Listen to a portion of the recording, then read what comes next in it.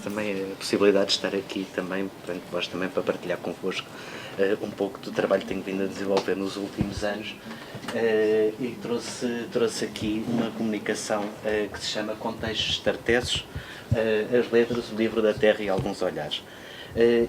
O título foi escolhido assim porque vou apresentar uma série de contextos em que se produziu uma representação de uma entidade da antiguidade peninsular. E de que modo é que ela se reflete em vários campos do saber, tanto nas fontes escritas, no registro arqueológico, também foi construída uma imagem sobre isso, e alguns olhares que de certa forma enriqueceram este tema. E por isso vou organizar esta apresentação em 3 pontos fundamentais. Primeiro, as referências a Tarshish no Antigo Testamento e a Tartesos nas fontes clássicas. Depois, o que é o chamado Tartesos no Livro da Terra, os contextos arqueológicos em que se falou sobre Tartesos. E, finalmente, os tais olhares sobre a questão tartésica, construindo ou desconstruindo um mito que foi criado na historiografia ibérica, mais espanhola que portuguesa, mas foi um mito que teve uma certa relevância desde pelo menos o século XVI. Se começarmos pelo Antigo Testamento, verificamos que aparecem referências a um nome de Tarshish. Este nome pode ter 4 significados diferentes. Se virmos o livro do Gênesis, por exemplo, tem um significado de antropónimo.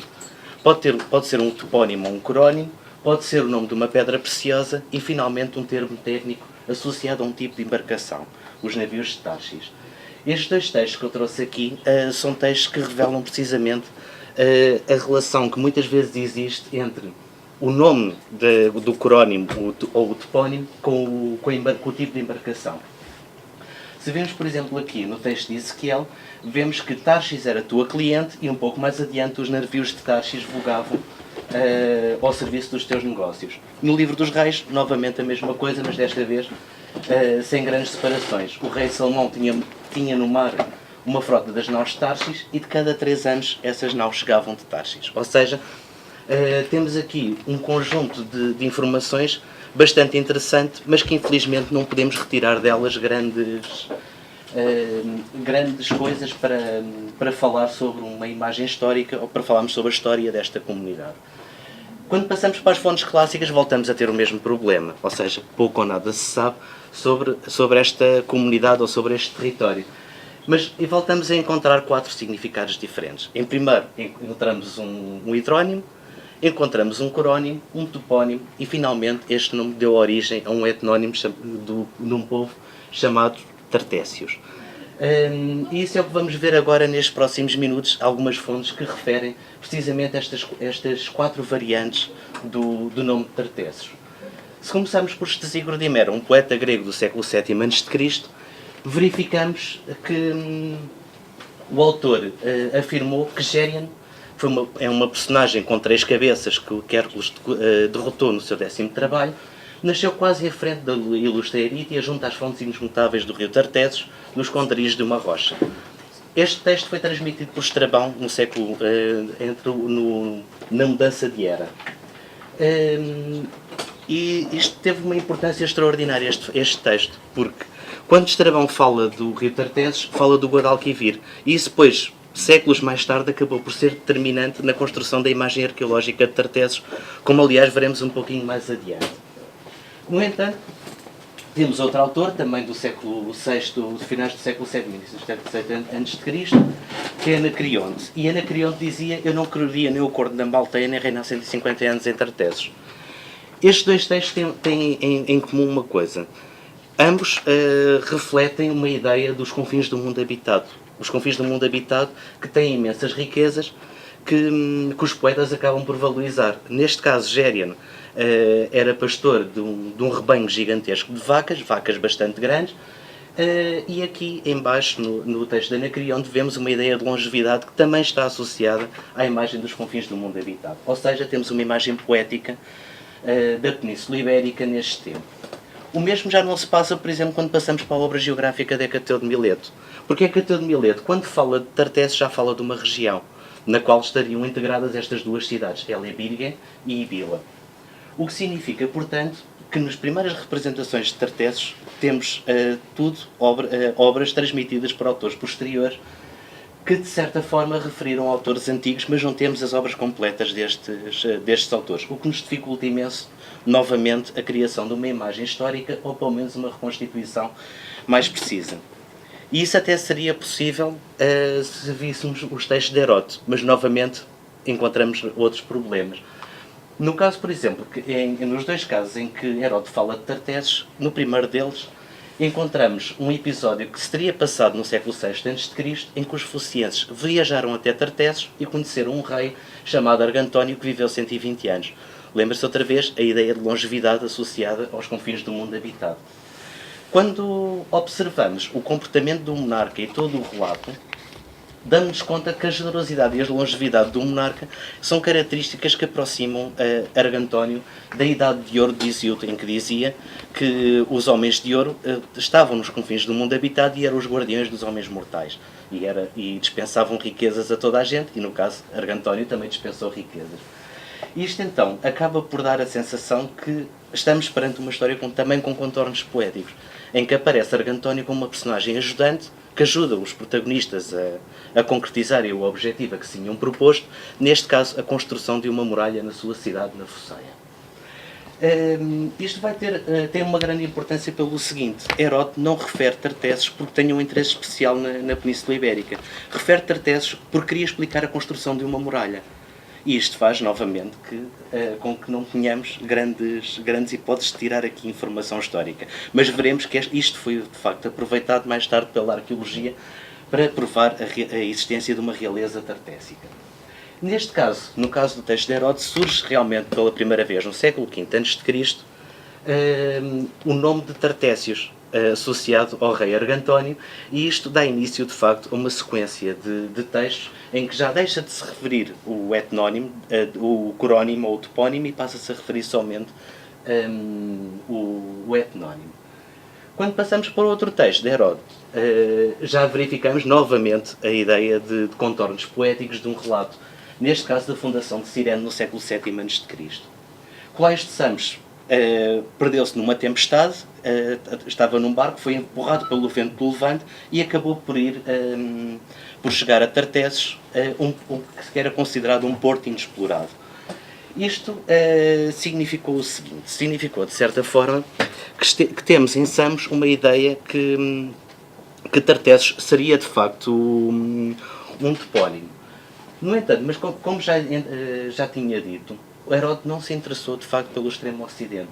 E estes dois episódios explicam duas situações que Heródoto queria transmitir, mas nunca um interesse específico na Península Ibérica.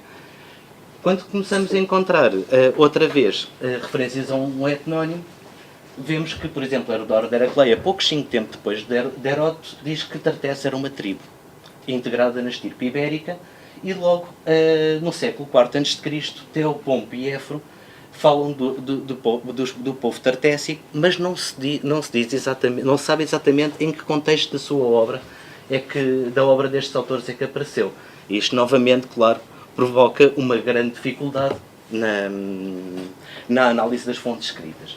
O que podemos concluir daqui é que as fontes não apresentam, de facto, informações rigorosas e apresentam grandes problemas de transmissão que temos de considerar sempre que procuramos analisar as referências a Tartessos e a transferência disso para uma imagem histórica ou para uma imagem arqueológica.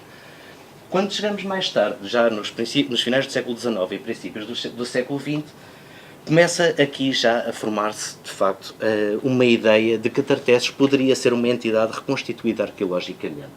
Estes dois autores que aparecem, o que está na fotografia, é Jorge Bonsor e outro que foi Adolf Schutten, que veremos agora de seguida, tentaram, de facto, definir os contornos deste problema.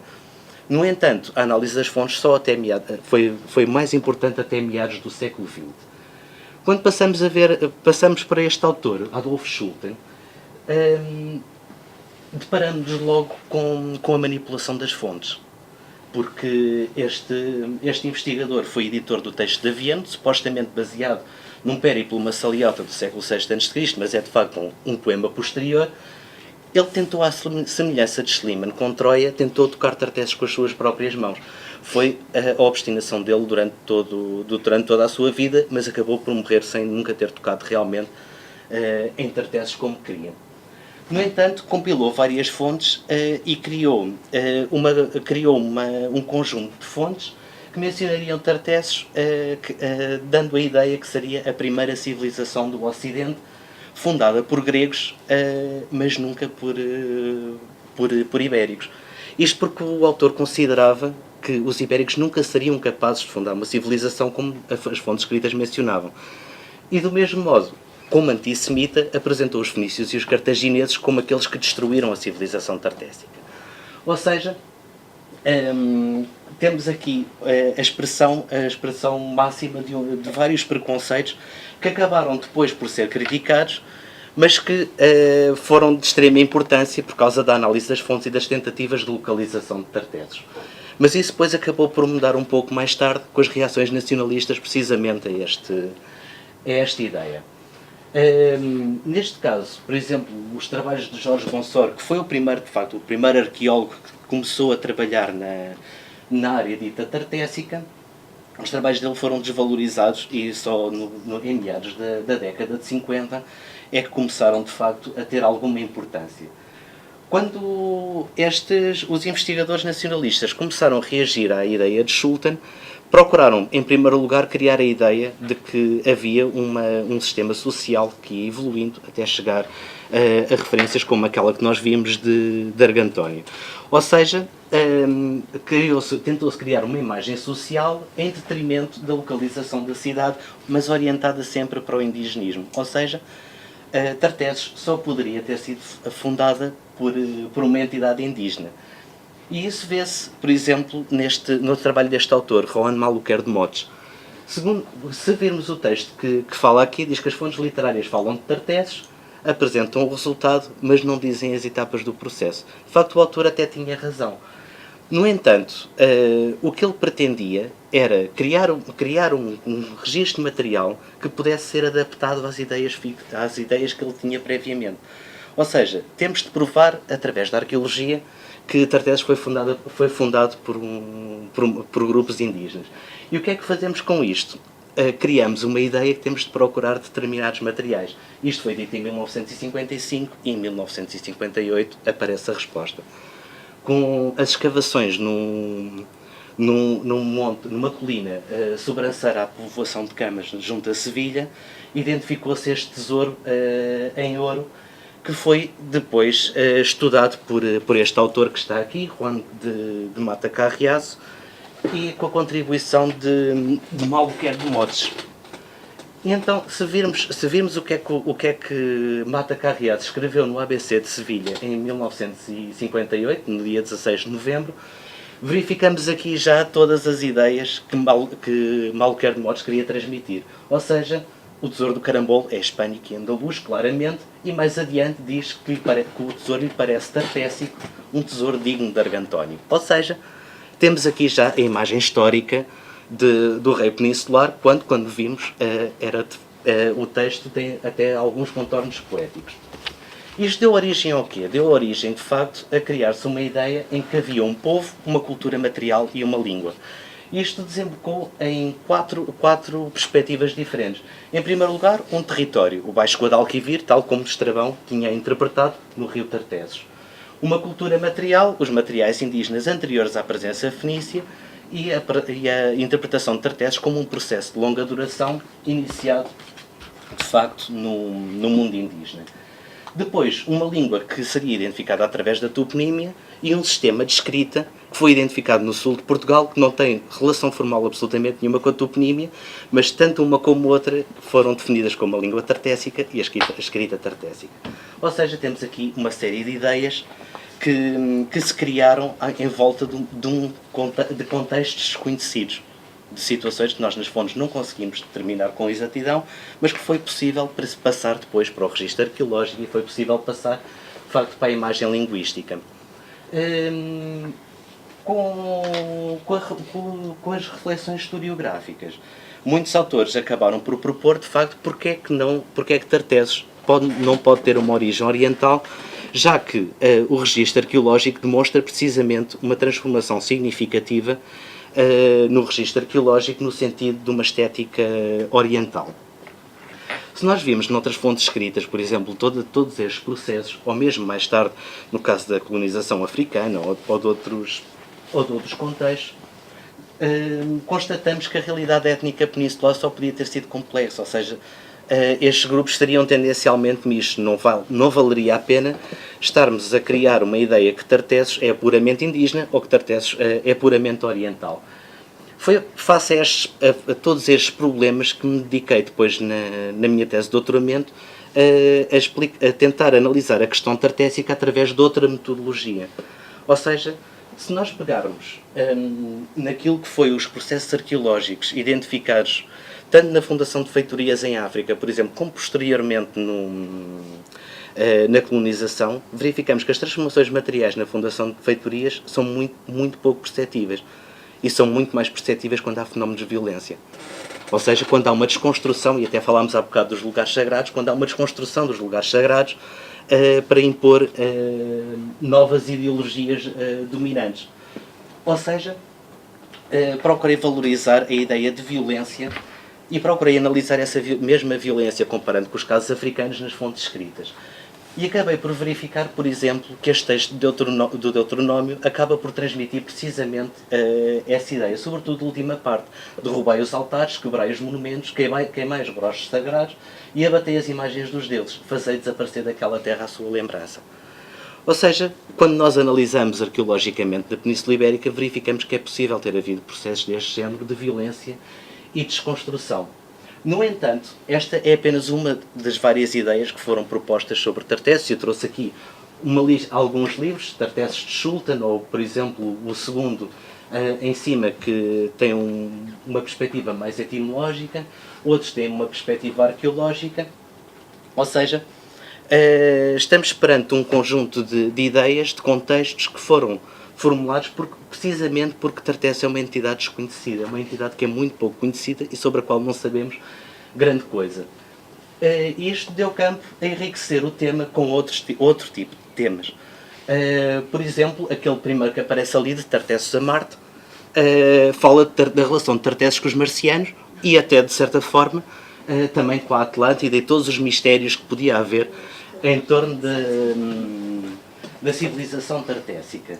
No outro caso, um trabalho extremamente interessante sobre a música na Península Ibérica, um romance, e aqui em baixo, uma das últimas coisas que saiu há pouco tempo, que é a análise de Tartessos pela geoglifia. Para explicar o que é que foi pretendido com isto, trouxe uma imagem do Montijo, que tem a cabeça parece aparentemente a cabeça de um falcão, e foi interpretado como representações de divindades egípcias. Ou seja, temos aqui uma série de contributos extremamente interessantes que enriquecem o tema, mas que refletem precisamente esse nosso desconhecimento. E, finalmente, o reflexo disto na cultura popular, neste grafite identificado em Camas, no sítio onde foi escavado o sítio de Carambolo, em Sevilha.